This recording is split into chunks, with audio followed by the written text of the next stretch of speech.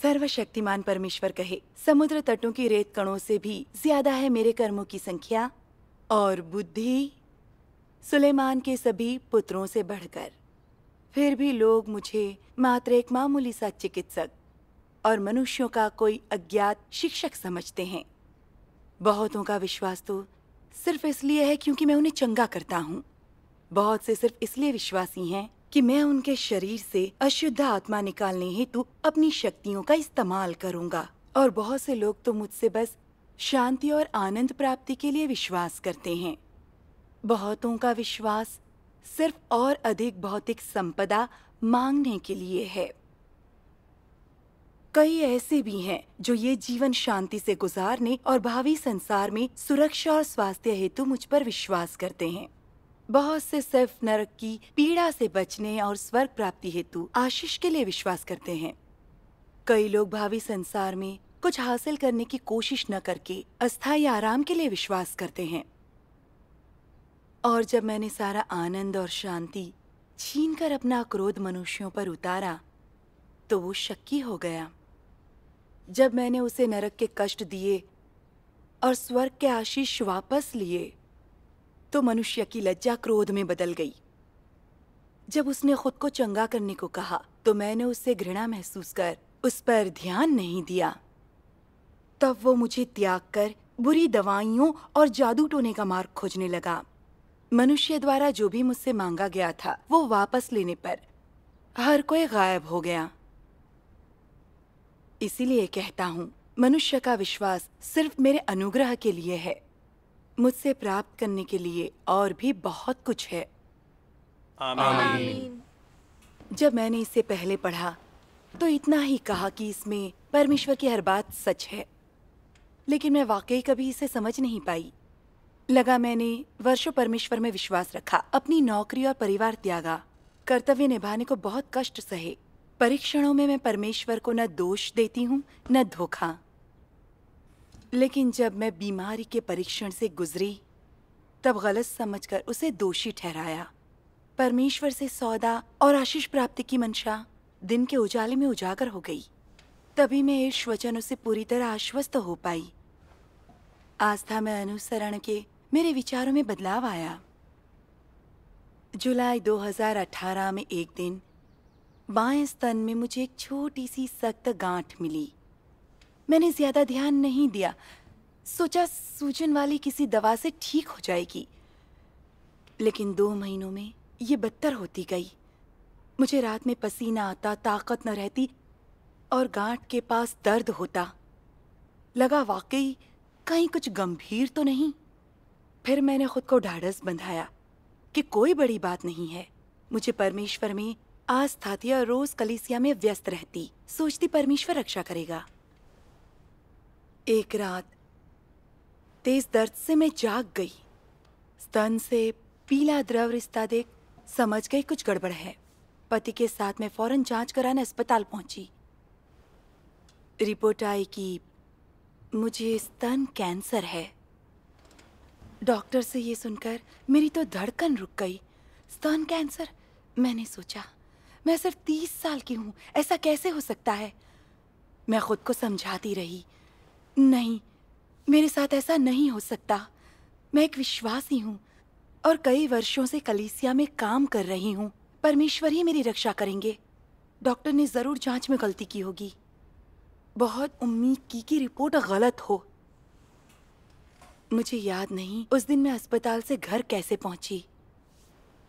मुझे घबराते देख पति ने ढांढस बंधाने की कोशिश की और कहा, इस छोटे से अस्पताल के डॉक्टर्स उतने कुशल नहीं हैं, वे गलत हो सकते हैं, किसी बड़े अस्पताल जाकर जांच करवाते हैं। उनकी ये बात सुनकर मुझे आशा की झलक दिखाई दी, पर दुर्भाग्य से वहां के डॉक्टर ने पिछली रिपोर्ट की पुष्टि कर दी, स्तन कैंसर ही है, और कहा यह काफी बढ़ चुका है तो मुझे कीमोथेरेपी और ऑपरेशन कराना होगा, वरना जान जा सकती है। मेरा दिमाग सुन्न हो गया और मेरा दिल बैठ गया। मैंने सोचा, इस सब में आखिर कितना खर्च होगा? कीमो के दौरान ही गुजर गई तो मेरा परिवार इतना सारा ऋण आखिर कैसे चुका पाएगा? मैं मायूस होकर खुद को बेसहारा महसूस करने लगी।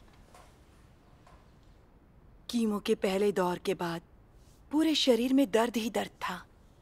कुछ करने का मन न होता, हर वक्त मदहोश सी रहती। और फिर दवा रुकने के कुछ दिन बाद ही हालत में थोड़ा सुधार शुरू हुआ। मैंने वर्षों से परमेश्वर में विश्वास रखा, त्याग किया और अपने कर्तव्य निभाए। हर हालात में अपना कर्तव्य निभाया। और बस इतना ही नहीं, कभी कोई सभा नहीं छोड़ी। और हर समस्या में मैंने अपने भाई बहनों की पूरी मदद की। मेरी इतनी कड़ी मेहनत से क्या हासिल हुआ? परमेश्वर क्यों रक्षा नहीं कर रहा? अब तो मैं किसी काम के लायक नहीं रही। मैं मौत की दहलीज पर थी। क्या परमेश्वर मुझे हटाना चाहता है? कीमो के 5 दौर बाकी हैं। एक ऑपरेशन भी करवाना है। मैं ये सब कैसे झेलूंगी? भयानक पीड़ा और वेदना तो है ही। अगर मैं मर गई तो क्या इतने वर्षों की मेरी आस्था समय की बर्बादी थी? ये सब सोचकर मेरी आंखों में आंसू आ गए। उन कुछ दिनों में मैं भयानक पीड़ा में थी। परमेश्वर के वचन से मन शांत न हुआ तो मैंने प्रार्थना बंद कर दी। मेरी आत्मा अंधेरे में थी और मैं परमेश्वर से दूर। एक दिन कलीसिया से बहन ली मुझे देखने आई। उन्होंने प्यार से मेरा हालचाल पूछा। मुझे दर्द और हताश देखकर उन्होंने मुझसे संगति की। कहा, परमेश्वर जब हम पर बीमारी आने देता है तो ये एक परीक्षण होता है। ऐसे में अधिक प्रार्थना करनी चाहिए। इससे परमेश्वर जरूर हमें उसकी इच्छा को समझने देगा। आमीन। उनके मुंह से परीक्षण शब्द सुनकर मेरे दिल में हलचल हुई। शायद परमेश्वर मुझे हटाना नहीं चाहता, बल्कि इस परीक्षण से मुझे गुजारना चाहता है। जब बहन ली चली गई, मैंने परमेश्वर के समक्ष ये प्रार्थना की, हे परमेश्वर, जब से मैं बीमार पड़ी हूँ, बहुत पीड़ा झेलते हुए तुम्हें दोष दे रही हूँ। आज मेरी बहन ने याद दिलाया कि ये तुम मेरी परीक्षा ले रहे हो, लेकिन मैं अभी भी नहीं जानती कि इन हालात से कैसे उभरूं। मेरा मार्गदर्शन करो ताकि मैं तुम्हारी इच्छा जान सकूं। आमीन। तब से मैं रोजाना परमेश्वर के सामने ऐसे ही प्रार्थना करती। एक दिन मैंने परमेश्वर के ये वचन पढ़े, परीक्षाओं में प्रवेश तुम्हें प्रेम या विश्वास रहित बनाता है। तुम कम प्रार्थनाएं करते हो, भजन भी नहीं कर पाते, और अनजाने ही तुम इस दौरान स्वयं को जान लेते हो। परमेश्वर के पास मनुष्य को पूर्ण बनाने के अनेक साधन हैं। मनुष्य के भ्रष्ट स्वभाव से निपटने को वो सभी प्रकार के वातावरण का प्रयोग करता है और उनके अनावरण हेतु तो विभिन्न चीजों का प्रयोग करता है। एक ओर वो मनुष्य से निपटता है, दूसरी ओर उसे अनावृत करता है और अन्य लिहाज से उसे उजागर करता है। मनुष्य हृदय की गहराई के रहस्य को खंगालते हुए अनेक अवस्थाएं दिखाकर उसकी प्रकृति उजागर करता है। प्रकाशन, व्यवहार, शुद्धिकरण और ताड़ना जैसी विधियों द्वारा परमेश्वर मनुष्य को पूर्ण बनाता है ताकि वो जान सके कि परमेश्वर व्यवहारिक है। आमीन। इन वचनों पर मनन करते हुए आखिर मैं परमेश्वर की इच्छा को समझने लगी। अपने शैतानी स्वभाव को समझकर सत्य की खोज का अभ्यास करें ताकि भ्रष्ट स्वभाव शुद्ध हो। और इसके लिए परमेश्वर प्रत्येक परिस्थिति में हमारे भ्रष्ट स्वभाव को उजागर कर अपने वचनों के न्याय और प्रकाशन द्वारा अंत के दिनों में लोगों को पूर्ण करता है। मैं समझ गई कि परमेश्वर ने मुझे हटाने या हानि पहुंचाने के लिए बीमार नहीं होने दिया, बल्कि मेरी शुद्धि और परिवर्तन चाहते थे वो। हाँ। मैं अब दलदल में रहकर परमेश्वर को गलत नहीं मान सकती। मुझे समर्पण करना होगा, अपनी बीमारी में सत्य को खोजना होगा, आत्मचिंतन करना होगा। आमीन। परमेश्वर की इच्छा समझ लेने के बाद मन में वैसी मायूसी या पीड़ा नहीं रही। मैंने परमेश्वर को समर्पण की प्रार्थना की। तभी उनके वचनों की एक पंक्ति मन में कौंधी, तुम्हारा अनुसरण सिर्फ सुखी जीवन बिताने और परिवार को दुर्घटना से बचाने के लिए है और चाहते हो तुम्हें न तो आंधी छू पाए न चेहरे पर धूल जमे। फौरन मैंने किताब में ढूंढा तो मुझे ये अंश मिला। तुम आशा करते हो कि परमेश्वर पर विश्वास में चुनौतियां, क्लेश या कठिनाई शामिल न हो। तुम हमेशा निकम्मी चीजों का अनुसरण करते हो और जीवन में कोई मूल्य जोड़ने के बजाय अपने फिजूल के विचारों को सत्य से ज्यादा महत्व देते हो। कितने निकम्मे हो तुम। परमेश्वर पर विश्वास के बाद शांति प्राप्ति के योग्य होने को अनुसरण करते हो। अपनी संतान के पूर्ण स्वास्थ्य, जीवन साथी हेतु एक अच्छी नौकरी, एक अच्छी बहू, एक सज्जन दामाद, अपने बैल और घोड़े की अच्छी क्षमता और फसलों के लिए अच्छा मौसम चाहते हो। बस इन्हीं चीजों की खोज करते हो। तुम्हारा अनुसरण सिर्फ सुखी जीवन बिताने और परिवार को दुर्घटना से बचाने के लिए है और चाहते हो तुम्हें न तो आंधी छू पाए न चेहरे पर धूल जमे, परिवार की फसलें बाढ़ में बह न जाने, हर विपत्ति से अप्रभावित रहने तथा परमेश्वर की बाहों में किसी आरामदायक घोंसले में रहने की चाहत हेतु है। तुम जैसा डरपोक इंसान हमेशा शरीर की ही सोचता है। क्या तुम्हारे पास एक हृदय है, एक आत्मा है? अगर ऐसा ही अनुभव करते रहोगे तो तुम्हें शून्यता प्राप्त नहीं होगी। सच्चा मार्ग तुम्हें दे दिया गया है, किंतु अंततः उसकी प्राप्ति तुम्हारे व्यक्तिगत अनुसरण पर निर्भर करती है। इन वचनों ने आस्था में आशीष पाने की मेरी इच्छा को पूरा उजागर कर दिया। मैंने वर्षों की अपनी आस्था को याद किया। जब घर में सब कुछ सही था, मैं स्वस्थ थी और सब कुछ अच्छा चल रहा था। भरपूर जोश लिए मैं सक्रियता से अपना कर्तव्य निभाती। लेकिन कैंसर के बाद मैं निराश हो गई। मेरी रक्षा न करने के लिए परमेश्वर को दोषी ठहराया। अपने काम का वास्ता देकर परमेश्वर से बहस तक की। अपने वर्षों के त्याग पर भी पछतावा किया। परमेश्वर से दूर रहने लगी, उसे धोखा देने लगी।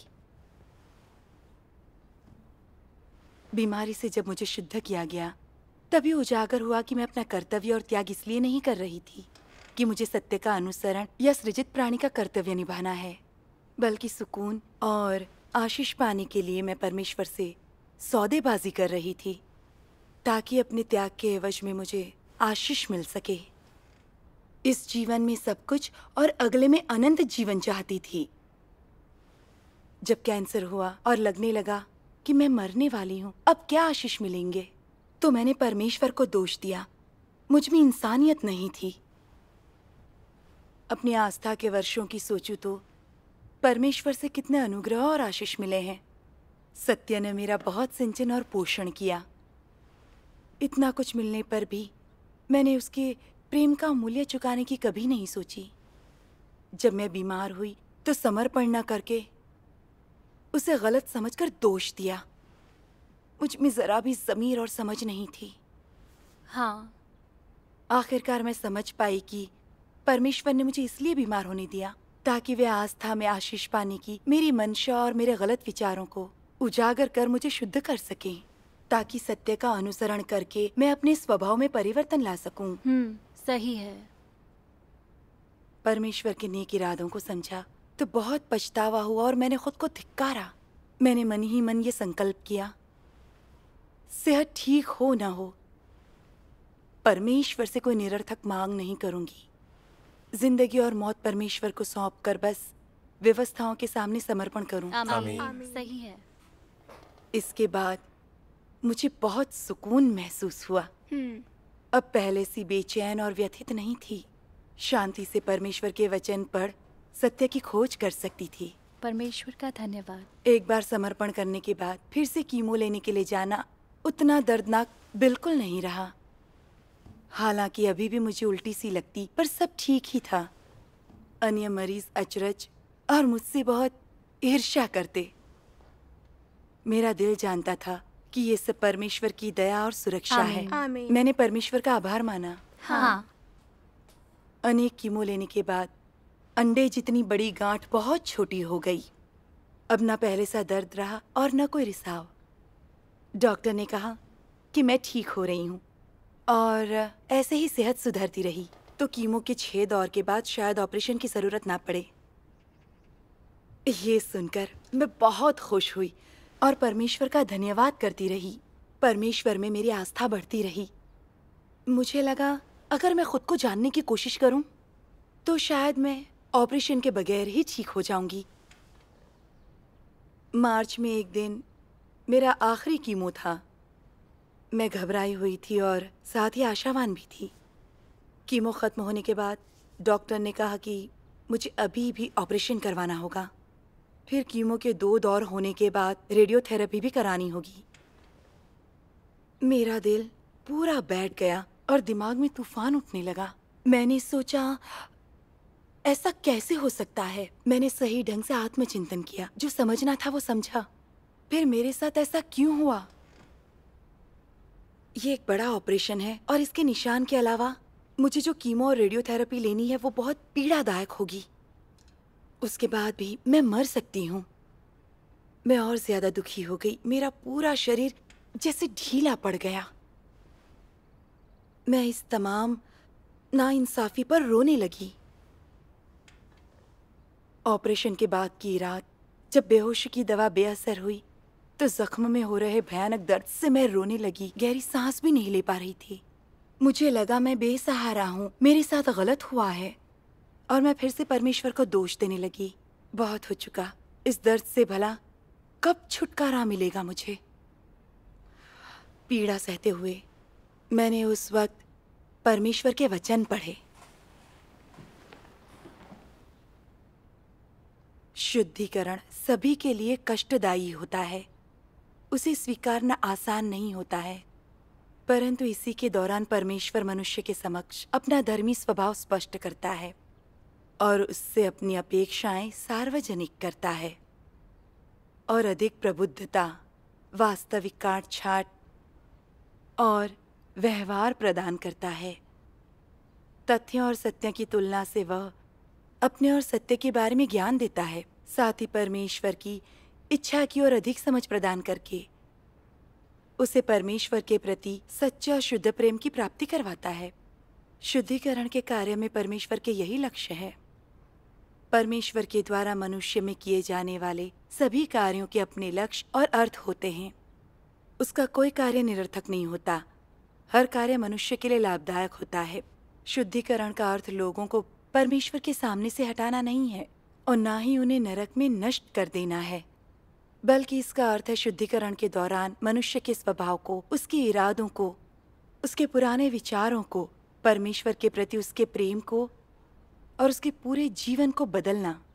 शुद्धिकरण मनुष्य की वास्तविक परीक्षा और प्रशिक्षण का एक रूप है। केवल इस दौरान ही उसका प्रेम अपने अंतर्निहित कार्य को पूरा कर सकता है। आमीन। प्रत्येक वचन ने मेरे दिल में उतरकर मुझे बहुत प्रेरित किया।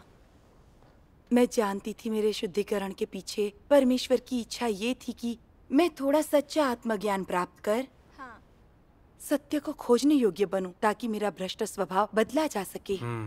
आमीन। हालांकि पहले भी एहसास था कि मुझे अपनी आस्था में आशीष की कामना नहीं करनी चाहिए, मगर मैं इस मंशा को पूरी तरह छोड़ नहीं पाई। दिल की गहराई में अभी भी परमेश्वर से बहुत उम्मीदें थीं। मुझे लगा मैंने आत्मचिंतन कर खुद को थोड़ा जान लिया है। अब परमेश्वर को मेरी बीमारी दूर करनी चाहिए। मेरे आत्मचिंतन और आत्मज्ञान पर मेरी निजी मंशाओं के दाग लगे हुए थे। ये परमेश्वर से सौदा करने की मेरी इच्छा के आवरण भर थे। मैंने प्रायश्चित किया ही नहीं था। परमेश्वर ने मेरे विचार जांचे, बीमारी का इस्तेमाल कर मुझे उजागर किया ताकि अधिक आत्मचिंतन और सच्चा प्रायश्चित करवा सके। ये परमेश्वर का प्रेम था। फिर मैंने परमेश्वर से ये प्रार्थना की, प्यारे परमेश्वर, मैं अब आपकी इच्छा को समझ पाई हूँ। मैं अपनी पसंद और निवेदनों को छोड़कर आपके बनाए हालात में सत्य खोजना चाहती हूँ। मेरा मार्गदर्शन कीजिए। आमीन। आमीन। कुछ दिन बाद परमेश्वर के वचनों में मैंने ये अंश पढ़ा, जब लोग परमेश्वर में विश्वास करते हैं तब किसके अपने लक्ष्य कारण या महत्वाकांक्षाएं नहीं होती हैं। सभी का एक भाग परमेश्वर के अस्तित्व का चश्मदीद और विश्वासी होता है। फिर भी उनके विश्वास में कुछ लक्ष्य निहित होते हैं और परमेश्वर में विश्वास का अंतिम लक्ष्य उसके उन आशीषों को प्राप्त करना है जिन्हें वे चाहते हैं। प्रत्येक व्यक्ति लगातार अपने हृदय में इन्हीं सब का गुणाभाग करता है। परमेश्वर से की गई मांगों में उनके कारण महत्वाकांक्षाएं तथा सौदे होते हैं। अर्थात मनुष्य लगातार परमेश्वर की परीक्षा लेता है, उसके लिए योजनाएं बनाता है और परमेश्वर से अपने अंत के बारे में बहस करता रहता है। उससे एक वक्तव्य निकलवाना चाहता है, ये देखने को कि परमेश्वर उसे वो देता है या नहीं जो वो चाहता है। परमेश्वर की खोज में मनुष्य उसे परमेश्वर मानकर व्यवहार ही नहीं करता है। वो हमेशा उसके साथ सौदेबाजी की कोशिश करता है, उससे मांग करता रहता है, उस पर दबाव डालता है। 1 इंच मिलने पर वो 1 मील चाहता है। सौदेबाजी के साथ साथ मनुष्य उसके साथ बहस भी करता है। ऐसे लोग भी हैं जो परीक्षाओं के दौर में या खास परिस्थितियों में पड़ जाएं तो प्राय अपने कार्यों में कमजोर पड़ जाते हैं और परमेश्वर की शिकायत करते हैं। परमेश्वर पर विश्वास करते ही मनुष्य ने उन्हें एक अक्षय पात्र स्विट्जरलैंड की सेना का एक चाकू माना और खुद को परमेश्वर का सबसे बड़ा लेनदार मान लिया। मानो कि उससे आशीष और वादे पाने की कोशिश करना उसका जन्मसिद्ध अधिकार और कर्तव्य था, जबकि परमेश्वर की जिम्मेदारी थी सिर्फ मनुष्य की रक्षा, देखभाल और उसका भरण पोषण करना। परमेश्वर के विश्वासियों की परमेश्वर में विश्वास करने की मूल समझ तथा विश्वास करने की अवधारणा की उनकी गहरी समझ इसी प्रकार की है। मनुष्य की प्रकृति के सार से लेकर उसकी व्यक्तिपरक खोज तक ऐसा कुछ भी नहीं है जो परमेश्वर के भय से संबंधित हो। मनुष्य के परमेश्वर में विश्वास का परमेश्वर की आराधना से कोई लेना देना नहीं।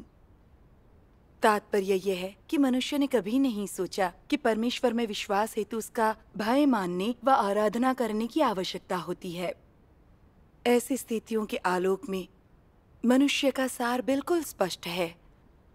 और ये सार क्या है? सार है कि मनुष्य का हृदय द्वेषी है। वो छल कपट को आश्रय देता है। इसे निष्पक्षता, धार्मिकता और सकारात्मक बातों से प्रेम नहीं, ये तो घिनौना और लोभी है।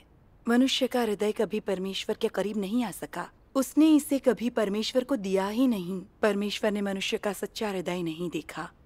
मनुष्य ने कभी सच्चे हृदय से आराधना नहीं की।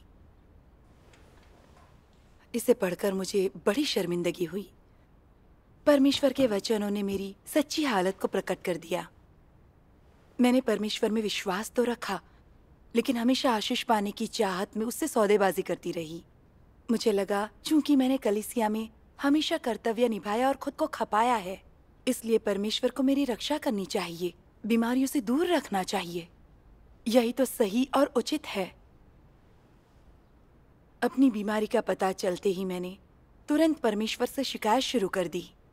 सालों के त्याग का फायदा उठाकर उससे मैं बहस कर पाऊं। जब ठीक होने लगी तो परमेश्वर का धन्यवाद भी कहा। फिर भी दिल में ज्यादा पाने की आस बनी रही। मैं चाहती थी कि वो मेरी बीमारी को बिल्कुल ठीक कर दें, ताकि बिल्कुल भी दर्द न सहना पड़े। और फिर जब मेरी बेतुकी इच्छा पूरी न हुई तो मेरी दानवी प्रकृति ने सिर उठाया। फिर उन्हें दोष देकर बहस करने की कोशिश की। ऐसा ही व्यवहार तो परमेश्वर ने अपने वचनों में प्रकट किया। जो मानवता से रहित हैं, वे सचमुच परमेश्वर से प्रेम करने में अक्षम हैं। सही सुरक्षित परिवेश में या जब तक लाभ प्राप्ति हो सकती है, वे परमेश्वर के प्रति आज्ञाकारी रहते हैं। किंतु जब इच्छित वस्तु से समझौता होता है या उसका खंडन होता है, तब वे एकदम से बगावत कर देते हैं। यहाँ तक कि एक रात के अंतराल में ही वे कल तक के उपकारी को अचानक ही बिना किसी तर्क घातक शत्रु समझ व्यवहार करते हैं। एक मुस्कुराते हुए उदार हृदय वाले व्यक्ति से एक कुरूप और जघन्य हत्यारे में बदल जाते हैं। पलक झपकते ही हत्या कर देने वाले ये शैतान अगर निकाले नहीं गए तो क्या ये गुप्त खतरा नहीं बन जाएंगे? मैं बिल्कुल टूट गई थी। मैंने परमेश्वर में विश्वास तो रखा, परंतु मेरा समर्पण या आराधना वैसी नहीं थी जैसी होनी चाहिए। परमेश्वर में मेरी आस्था सौदेबाजी के अतिरिक्त और कुछ भी नहीं थी। मैं अनुग्रह और आशीष पाने के लिए परमेश्वर का इस्तेमाल कर रही थी। क्या मैं परमेश्वर को ठग कर उसका प्रतिरोध नहीं कर रही थी? मैंने देखा कि मैं कितनी स्वार्थी और कपटी हूँ। बिना इंसानियत के मैं सिर्फ शैतानी जीवन जी रही थी। परमेश्वर ने मुझसे कितनी नफरत और घृणा की होगी। फिर मैंने उनके वचनों का ये अंश पढ़ा।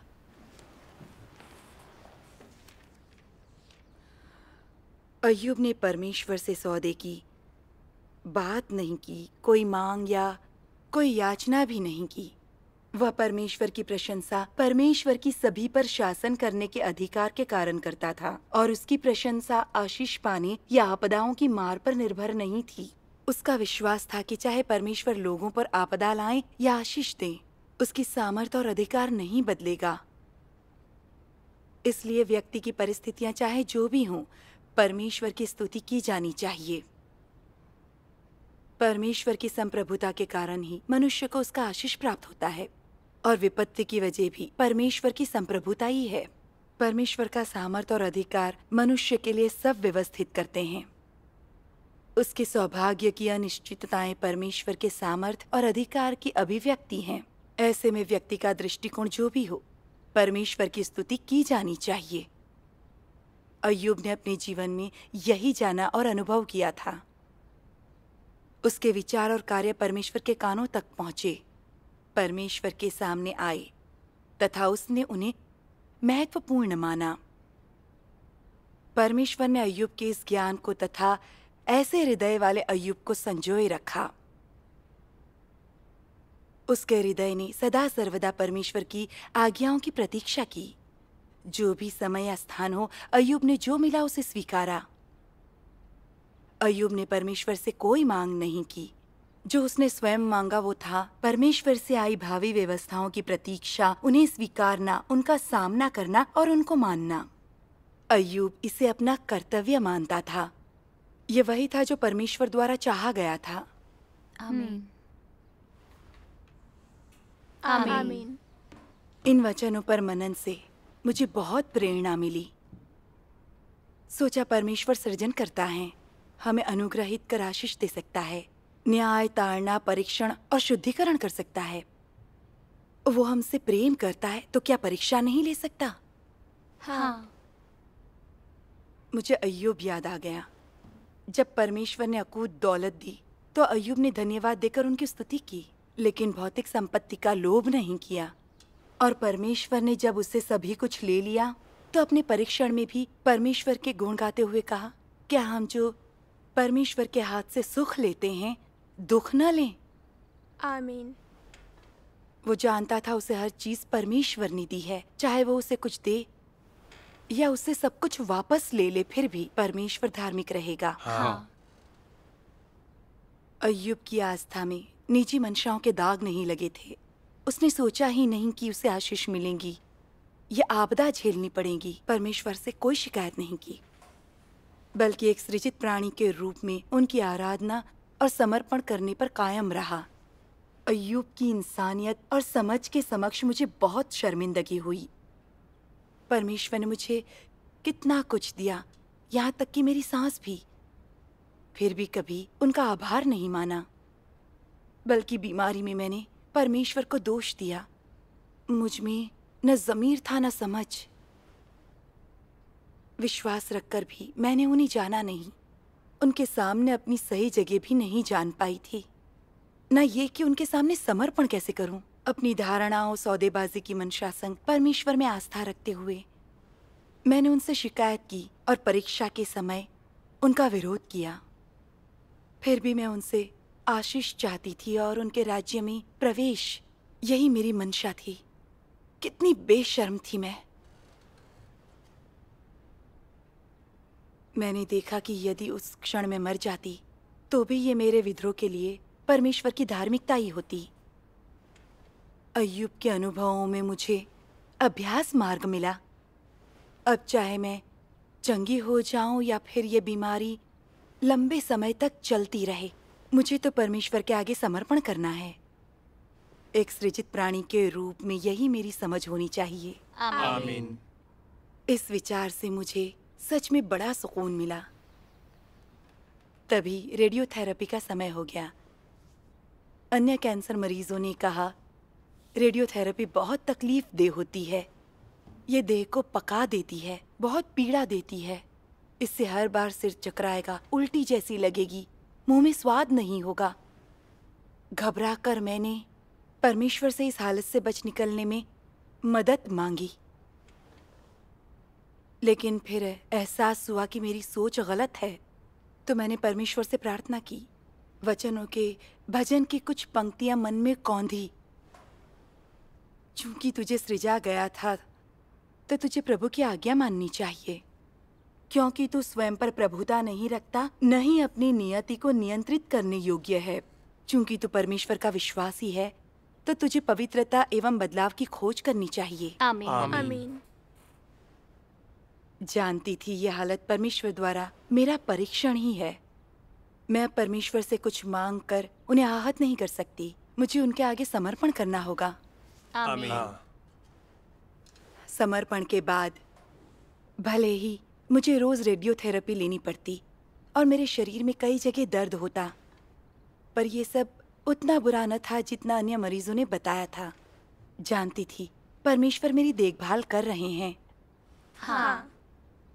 रेडियोथेरेपी पूरी होने के बाद मुझे तेजी से स्वास्थ्य लाभ होने लगा। अच्छे एहसास के साथ मैं दिखने में भी अच्छी थी। कलीसिया में सबने कहा अब मैं मरीज नहीं लगती। कुछ वक्त के बाद मैं फिर से अपने कर्तव्य में जुट गई। परमेश्वर का धन्यवाद। इस अनुभव से मेरी आस्था और भी ज्यादा मजबूत हो गई। कर्तव्य भी ठीक से निभाने लगी। आमीन। आमीन। इस घटना को 2 साल हो चुके हैं, लेकिन जब भी बीमारी के उन 10 महीनों के बारे में सोचती हूँ तो लगता है कि ये अभी कल ही की तो बात है। देह को थोड़ी तकलीफ तो हुई, पर आशीष पाने की अपनी मंशा को समझ सकी, अनुसरण के बारे में अपने गलत विचारों को समझ सकी। अब मैं जानती हूँ कि सत्यानुसरण करने के साथ आस्था में परमेश्वर की आज्ञा माननी होगी। आशीष मिले या आपदा, मुझे परमेश्वर के आयोजन आमीन। और व्यवस्था के प्रति समर्पित रहना होगा। सृजित प्राणी में ऐसी ही समझ होनी चाहिए। अगर सब ठीक होता तो मुझे ये सब कभी हासिल नहीं हुआ होता। मुझे परमेश्वर ने जीवन की यही दौलत दी है। परमेश्वर का धन्यवाद। परमेश्वर का धन्यवाद। सच में बहुत ही कितना बहुत ही अद्भुत अच्छा अनुभव रहा है। आज का अच्छा लगा।